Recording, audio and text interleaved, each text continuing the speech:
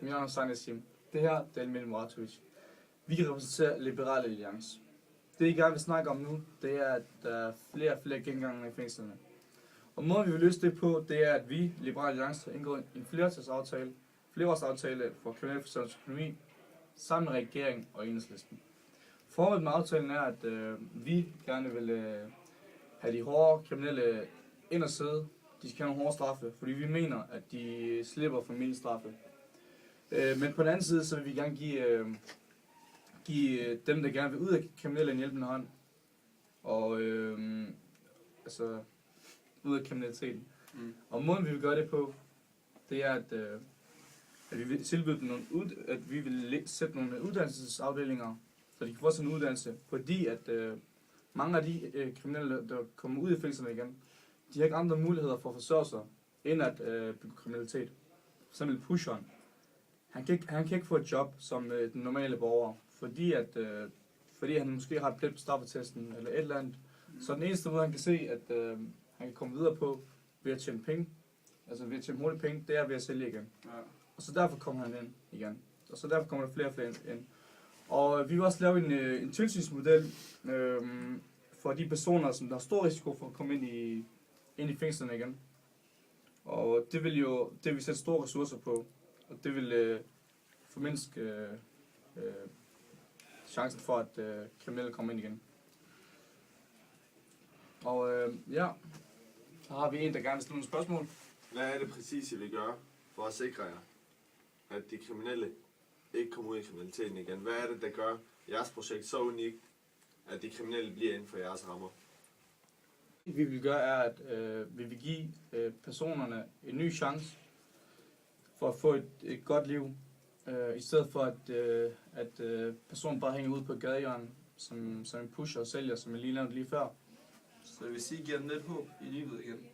Ja, vi giver dem håb i livet. Det gør vi. Så hvad er det præcis, I vil gøre? Fordi som vi har snakket om førhen, så er der ikke plads i fængslerne til, at de kriminelle de kan være derinde, og der bliver begået mere og mere kriminalitet i Danmark. Og hvad er det præcis, I vil gøre med de fængsler der, for at der kan være plads til dem? Fordi vi har ikke råd, vi har ikke midlerne til at blive ved med at bygge. Hvad er det, I vil gøre? Jamen, det vi vil gøre er, at dem der kommer ind og sidder første gang, dem vil vi hellere tilbyde et fodlænke, da det er bedre. Det er både billigere og en bedre løsning for den kriminelle.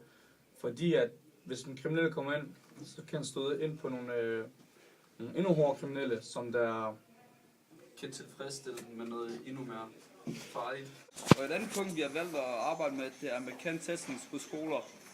Fordi vi mener, at det er en meget vigtig ting for samfundet, både samfundet og en selv, at have en god uddannelse. For nu til dag, så er det virkelig svært at få en job. Og især hvis man ikke har en uddannelse. Som I kan se nu til dags, også dem, der har et job, de ender med sikkert at blive fyret, fordi der er de finanskriser og alt muligt pis og ballade. Men så det er det, vi sætter så meget på. Vi sætter så meget på de unge. Du er en god politiker. Er der nogle spørgsmål? Og noget andet, som jeg ikke helt kom ind på lige før, det var, at grund til, at vi gerne vil have folk ind i fodlænke, det er fordi, at i fængslerne, der koster det rigtig mange ressourcer for selve samfundet at have en person siddende inde i fængslet. Og på den måde der kan vi egentlig bare, der kan vi bare lægge personen i fodlænke og spare en masse på det.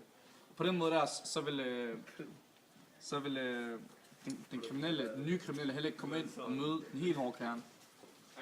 Og blive måske bandemedlem eller andet. John, tag det sammen. Fint.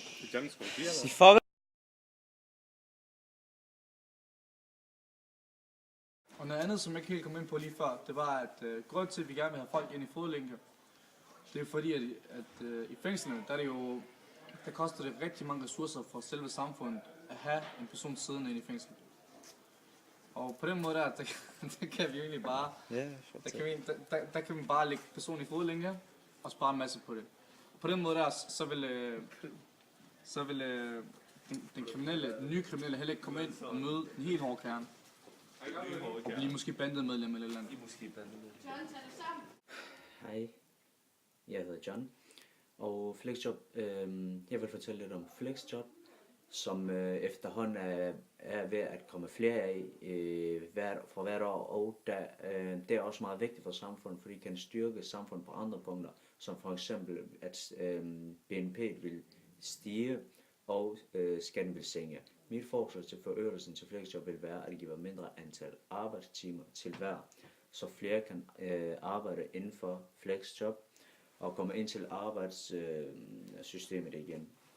Og muligvis lade løn være en smule mindre, end hvad man normalt får, så det kan fordeles godt rundt og skabe flere arbejdspladser.